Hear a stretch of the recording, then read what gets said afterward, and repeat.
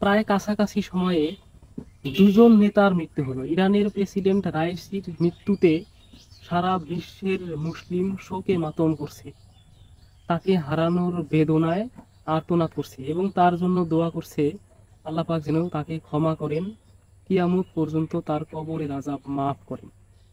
অন্যদিকে বাংলাদেশ ঝিনাইদহ ৪ আসনের একজন সংসদ সদস্য আনোয়ারুল আজিম আনারের রহস্যজনক মৃত্যুতে বাংলাদেশের একটি বড় সংখ্যা উল্লসিত।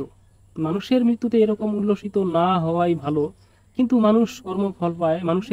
পৃথিবীর প্রতিটি মানুষের মৃত্যু অনেকের জন্য শোক বয়ে নিয়ে আসে না, অনেকের জন্য সুখবর বয়ে নিয়ে আসে। এই দুজন মানুষ, এই দুজন নেতা কাছাকাছি সময়ে মৃত্যুবরণ করেছে এবং তাদের নিয়ে আলোচনা, সমালোচনা, পর্যালোচনা, গবেষণা, তদন্ত এখন পর্যন্ত চলছে এবং হয়তো দীর্ঘকাল পর্যন্ত চলবে। ইরানের প্রেসিডেন্ট রাইসির মৃত্যুর পরে বিশ্ব মুসলিম অনেকটাই আতঙ্কিত যে মুসলিমদেরকে সাপোর্ট করার মতো একজন মাত্র শাসক যদি আমরা শ্রেষ্ঠতম ধরি, সে হচ্ছে ইরানের প্রেসিডেন্ট রাইসি। তার মৃত্যুতে মুসলিম জাতির যেমন একটি ক্ষতি হয়ে গেল প্যালেস্টাইনের ঠিক এরকমই একটি সংকটময় মুহূর্তে। যদিও ইরানের প্রেসিডেন্ট রাইসি চলে গেছেন, কিন্তু আল্লাহ পাক রাইসির বদলে হয়তো প্রতিটি ঘরে ঘরে হাজার হাজার কোটি কোটি রাইসির জন্ম দিয়ে দেবেন।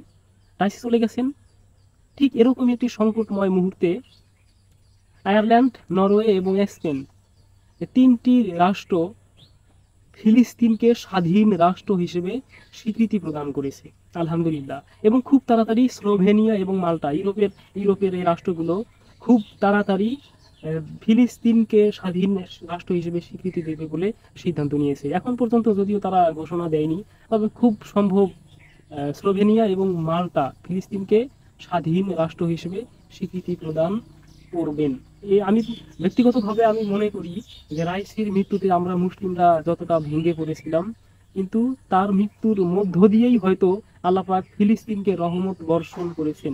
ত্যাগ না স্বীকার করলে যেমন ভালো কিছু পাওয়া যায় না, তেমন হয়তো আমরা রাইসিকে হারানোর মধ্য দিয়ে স্বাধীন রাষ্ট্র হিসেবে ফিলিস্তিনকে পাবো। যেভাবে তিনটি রাষ্ট্র অথবা পাঁচটি রাষ্ট্র খুব তাড়াতাড়ি যেটা হতে যাচ্ছে, যে পাঁচটি ইউরোপিয়ান রাষ্ট্র ফিলিস্তিনকে স্বাধীন রাষ্ট্র হিসেবে স্বীকৃতি দিচ্ছে, এরকমই হয়তো বা খুব তাড়াতাড়ি আরো অগণিত রাষ্ট্র আশেপাশের আর এশিয়া, তারপর আফ্রিকা, ইউরোপ এবং আমেরিকার রাষ্ট্রগুলো হয়তো শেষ পর্যন্ত ফিলিস্তিনকে স্বাধীন রাষ্ট্র হিসেবে স্বীকৃতি দিতেও বাধ্য হবে।